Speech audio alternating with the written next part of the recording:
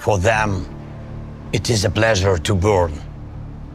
We all know who are we dealing with.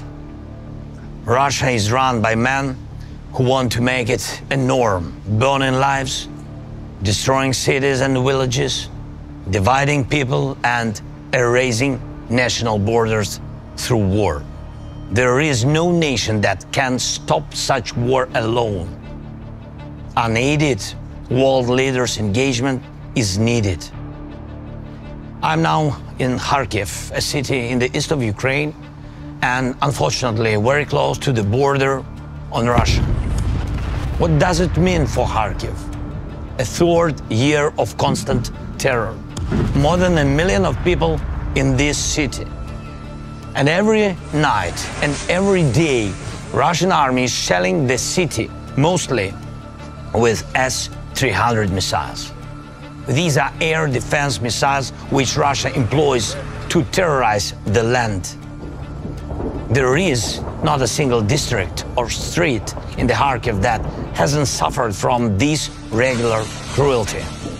Russia added strikes with guided aerial bombs. Russian aviation comes close to our state border and launches these bombs straight on the city. It is a weapon of indiscriminate destruction. And anyone in any city of the world, from Sao Paulo to Harbin, take this the same way as terror, just like all other Russian strikes on hundreds of other of our cities and villages. Some of them, once booming with life, are now burned to ashes, people less. A burnt out emptiness, the most horrible consequence of war.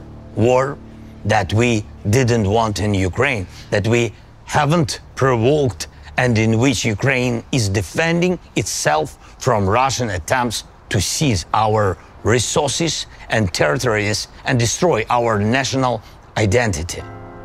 And the world sees it. Behind me are the books burned down by Russian missiles. It was one of the largest publishing houses in Ukraine. People got injured here. Unfortunately, there are people killed. Temperature of burning here hasn't managed to totally reach for 451 degrees Fahrenheit. But that's what the leaders of Russia need and want, even higher temperatures. And not only on the sovereign territory of Ukraine, Russia is threatening almost all of its neighbor countries.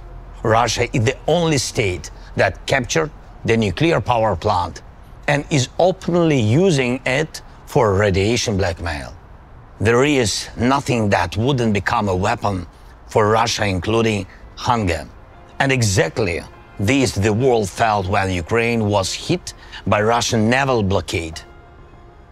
Russia is the only source of aggression and constantly tries to expand the war. Right now, these days, we are defending ourselves 60 kilometers northeast from this place, from yet another attempt of the Russian assault. Russia is preparing for offensive actions also 90 kilometers northwest from here. They gather another group of troops near our border. The one who does all this doesn't want peace. Does Russia want a dialogue? Ukraine had the world's largest experience of lies from Russia during negotiations. Lies that in particular was Russian cover-up for preparing this war. And that's exactly why global efforts are needed. Global Peace Summit of the leaders whom Russia will not be able to deceive. Summit that will show who in the world really wants to end the war and not just claim the ceasefire, which will inevitably be broken by Russian rockets and artillery, just like as it was dozens of times before. Together with Switzerland, we are preparing such summit. It starts on June 15th.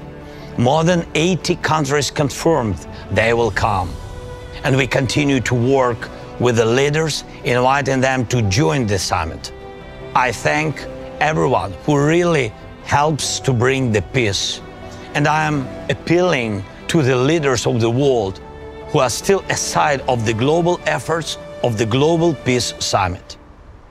To President Biden, the leader of the United States, and to President Xi, the leader of China, we do not want the UN Charter to be burned down just like these books.